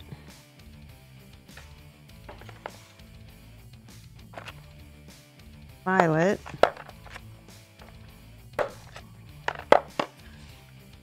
It doesn't look like I put my chestnut away. All right, give me a second. I'm gonna use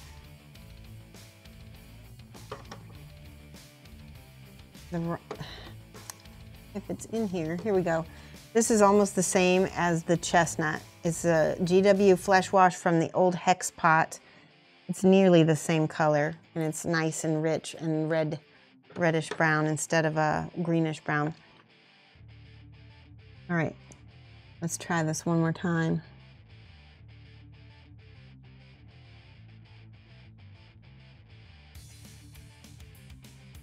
Good. See, it worked. Let's do it on this side too.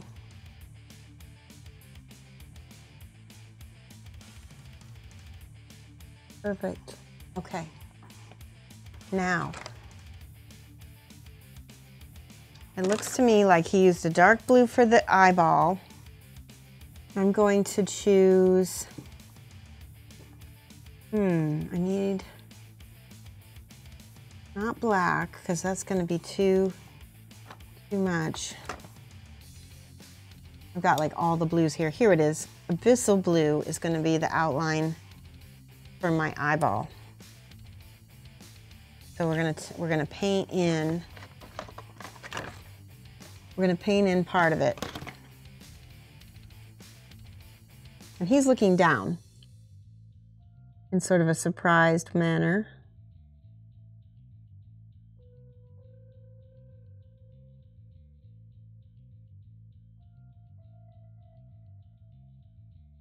See that? Now, this is the hard part, because you want the eyes to match the corners of the mouth. So if you look here, I'm going to do this. All right, I want you guys to see, there's all kinds of perspective of the face that you can look at. Look at my eyes. the center of my eye generally meets up with the corner of my mouth, right? When I'm looking straight forward, generally. This corner of my nose, let's see, nose usually goes to the center of the lips. So this part of my eye goes back to the top of my ear. There's all kinds of things that you can measure to get things right. And eyes are one of those things that people have so many problems with. But if you match to the corner of the mouth and center it up, it's going to look better. Okay. Let's see here. I'm going to try to do this again. I'm going to flip it upside down, actually, so it'll trick my brain into thinking that I can see better.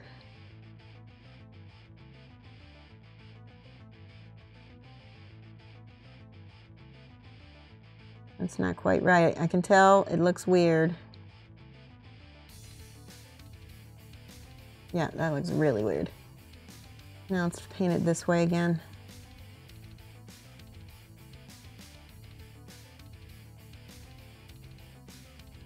It's better.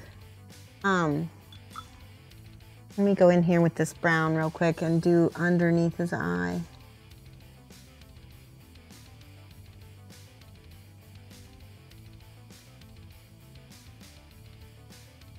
All right, it's decent. I think I have a good, I can always go back and touch up a little bit on the eyes with this color that I've used. I might need a smaller brush, actually. We're gonna go with the Spellcrow 00. And now I have to sneeze. Watch me have to sneeze right when I'm doing the eyes.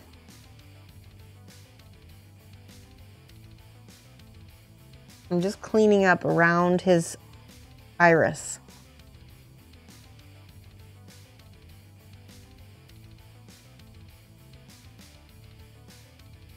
See if I can mix the right color violet again.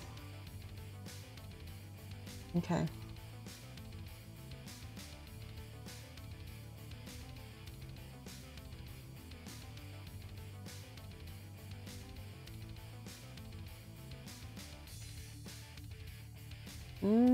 Getting there.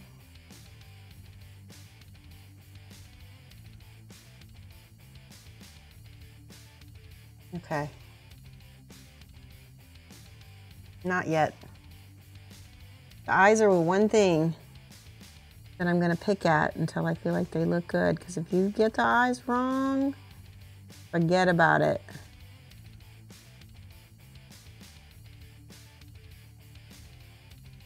I'm getting there. A little bit more blue for the iris.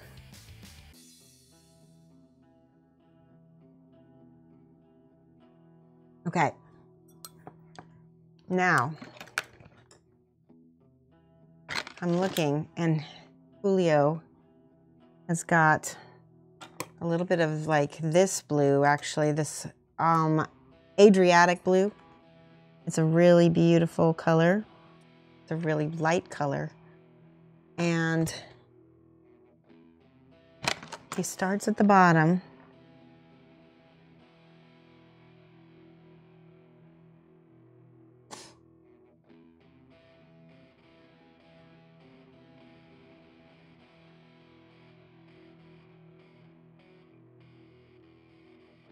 Leave a little bit of rim around the edge.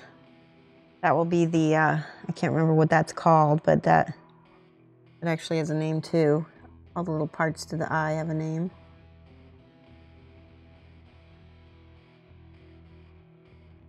See how he's starting to look a little bit more alive there? Okay. Let that dry, because I don't want to mess that up. And I'm going to look at chat again. You probably had some questions while I'm trying to paint eyes. Excellent tip for lining up the eyes. Derpy eyes are easy to paint. Yes, I like picking at the eyes too till they come out and then they just make a mess. Squishy eyes. It's so funny. I'm happy if I get the eyes to point in the same direction. Yeah, I know, I totally hear you. Okay, so this eye is lighter than that eye. Not by a lot, but it's just, I'm gonna take a little bit of this dark blue and go around the edge of this eye. There, now it matches a little bit more with the first eye.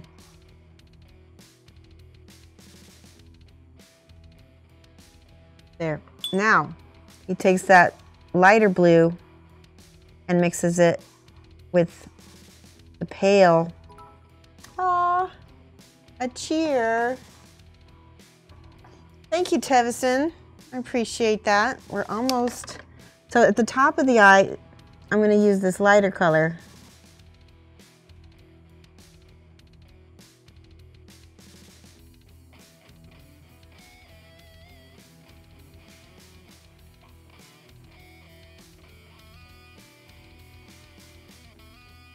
Okay, see how his eyes got really blue there?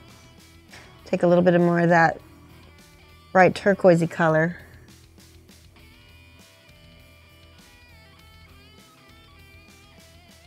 Now we're gonna see if I can paint the pupil. Now the pupils do seem to be black. So I will go ahead and use flat black, 00. I'm hoping this won't be too black because I don't really like using black on minis too much. I'm gonna mix this with the first blue that he had instead of just straight up black because I'm scared to use black. Oh man, so I forgot to mention, this is the one time where Julio will get out those miniature series Winsor Newton brushes. Let me see if I can find one to show you. I don't usually keep those around. But let's see, is this one? Nope, that's a Red Grass Games brush. I don't even think I have any more. So I'm gonna try this Red Grass Games brush. It's fairly short, but those miniature series brushes are the ones that he uses. And we're gonna attempt to paint the pupil with this brush.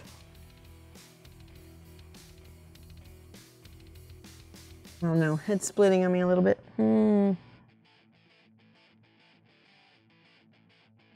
Okay, I think I can do it.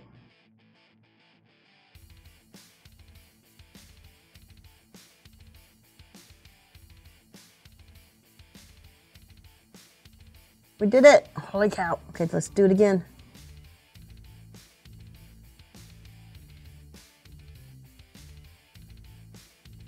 Holy cow, I did it twice. They don't match exactly, but I think they look good. I don't want to mess with them because I think they look pretty good.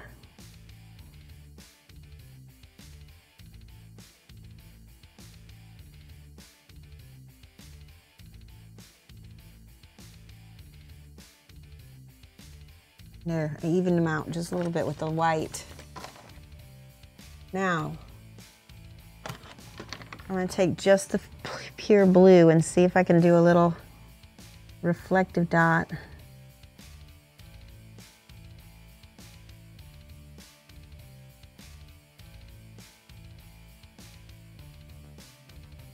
Does he look alive a little bit? His eyes look derpy.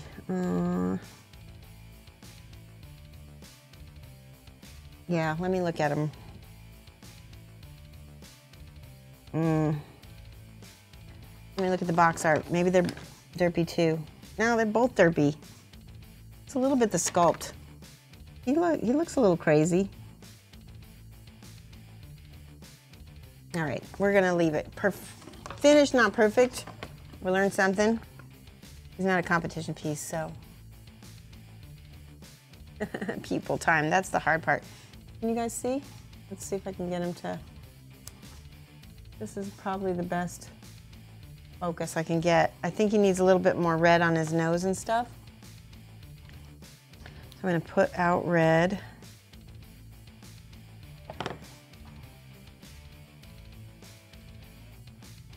Put that underneath on the bottom half of his nose.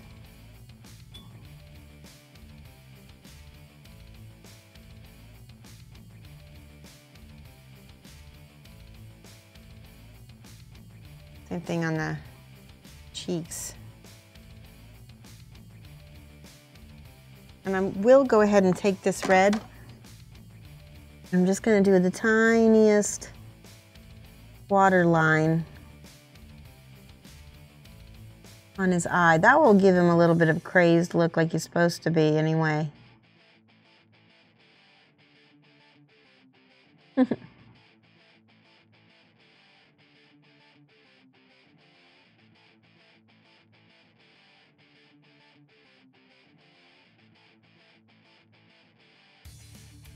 A little Santa Clausy, a little bit ruddy.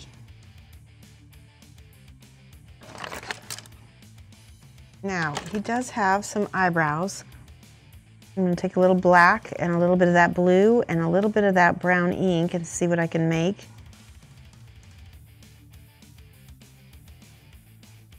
Mix a dark brown. Let's see if I can paint some eyebrows on him.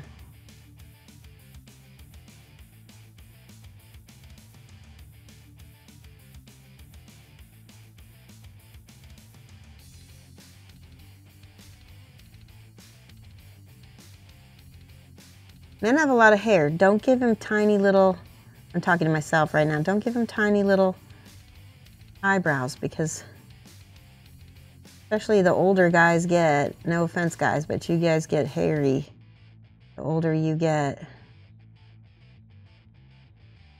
And I'm going to give him little tiny, almost like not a unibrow, but little fuzzies right here in the middle.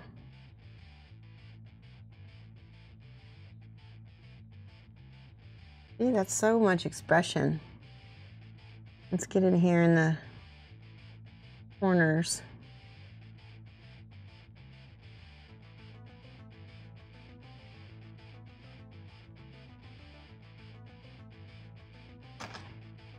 Okay, so he's got a brown and gray beard. So I'm thinking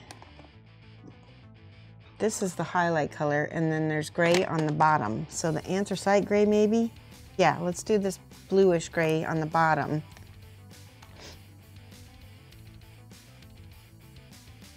And then we'll highlight it with some brown.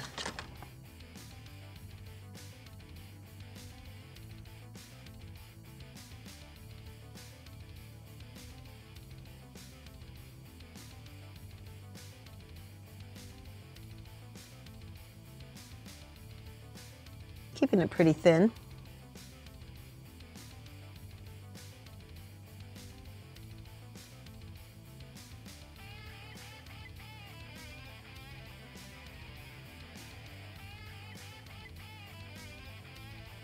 Now Julio taught us to kind of go up on the face with the hair, right?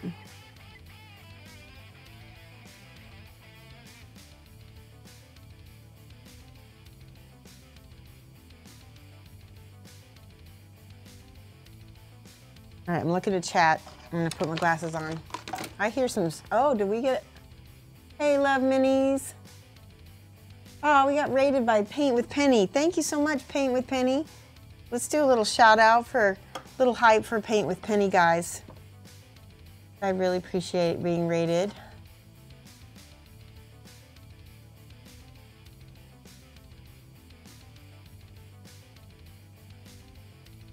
Sorry, I was super distracted by painting beard face hair for a minute there.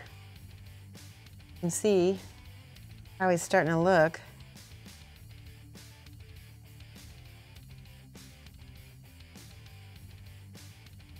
Coming to life.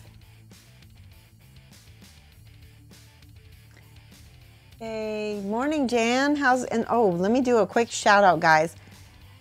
We're going to do some hype. Genuine Vision, you need to follow him if you haven't already. Very, very good friend of the stream.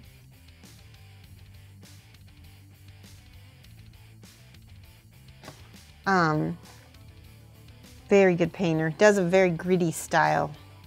Really enjoy having him over here to watch. We're painting Joe Cassidy.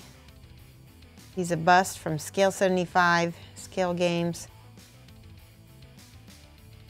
There we go. There's his Joe's gonna get some dark brown now. Let's see, we're gonna use, what could we do? I found the chestnut ink, by the way. Let's do some black leather under there for some shadows, because I think we need to mix a little bit of that with the gray to kind of wet blend it.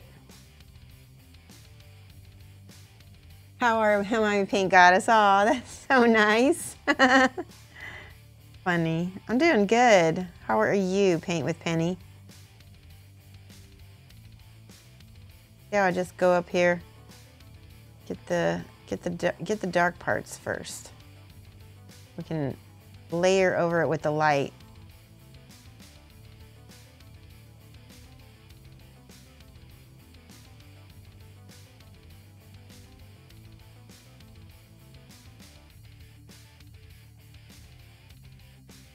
Put a little bit here too. Now if I take just the gray by itself, blend that over.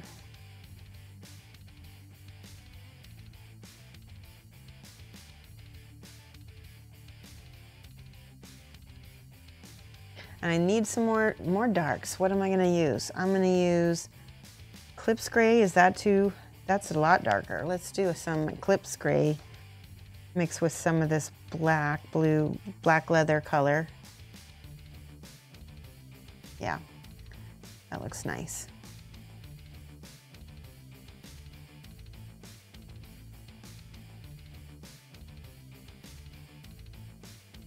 So what were you painting, Paint with Penny? What were you streaming today?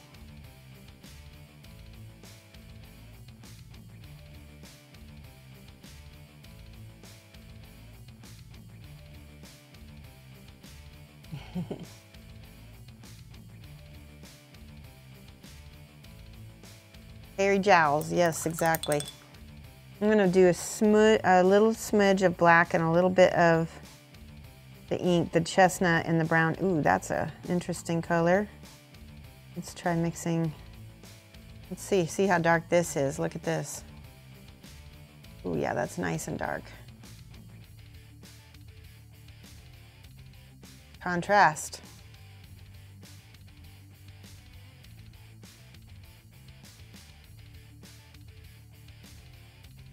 See if I can add a little bit more of that.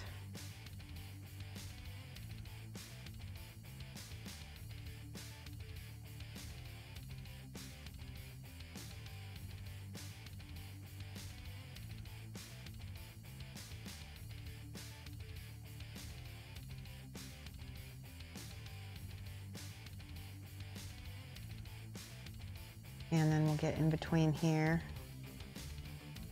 It's funny, when I was doing portraiture as a young artist, I had to teach myself how male beard patterns are, because I didn't have any idea. And it is interesting how things grow.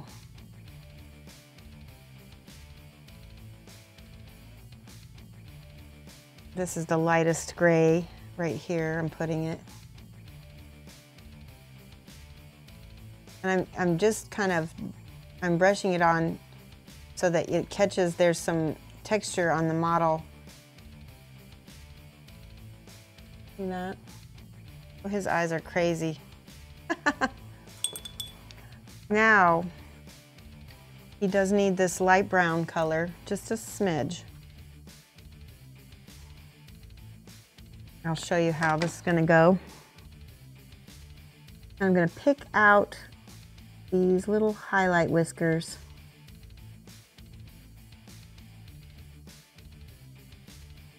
Not a lot. Brush them in the direction.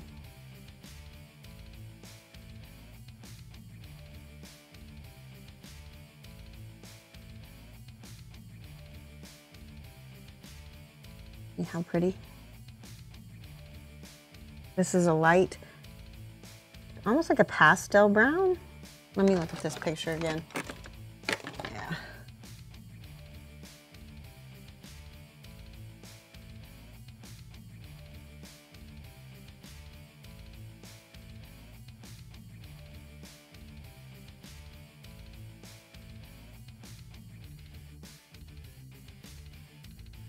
We're getting pretty far on him, aren't we, in just a short time?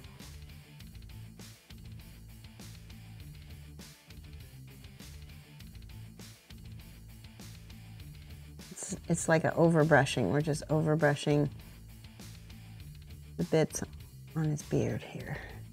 Now I'm going to use a little bit of that blue that we used on his eyeballs. Where did it go? This Arctic blue, and mix it with the brown to make another color of lighter gray.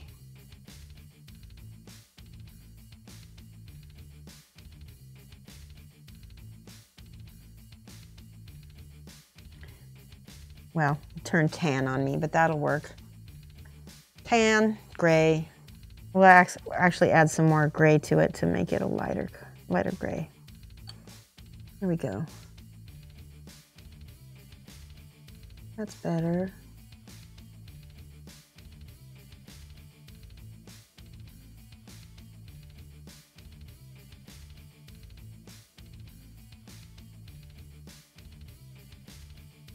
See? And if that might be a little too light, so I might need to go back in and do another glaze of gray over the top. I don't like that though. Yeah, he needs a little glaze, a little bit of this.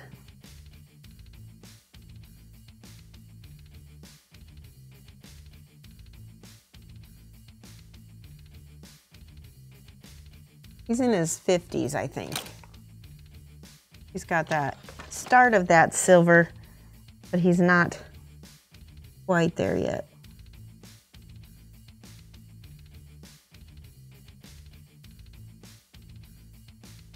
What do you guys think? Can you see that real well?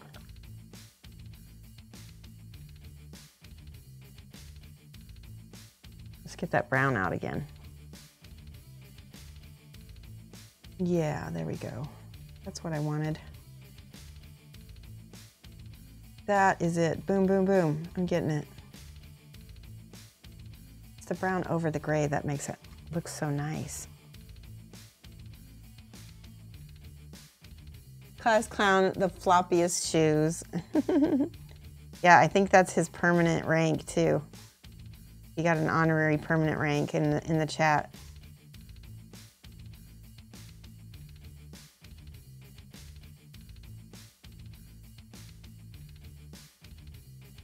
Okay.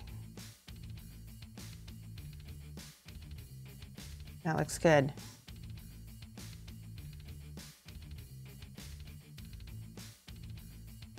Let's do a little bit of red color under this arm.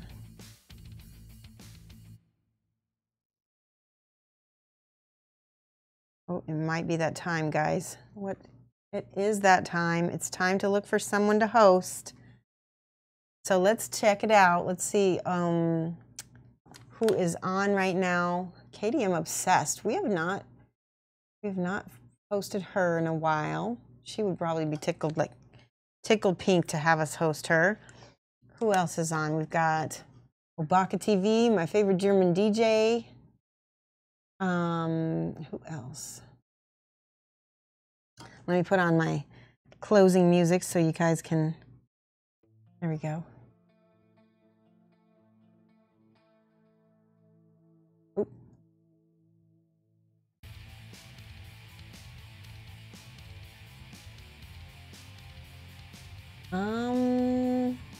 A lot of other people on right now that I don't know of. So if you... Spiced Shadow is painting Skaven. I don't know who she is. Guys got any ideas? Where's all this metal? Deathwatch, hey. We have been painting lots of skin today. This is all we've got. By the way, Deathwatch, it's been forever. I hope that you're doing well.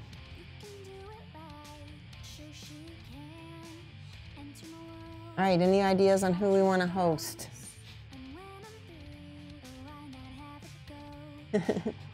Studio J7. All right, let's do that.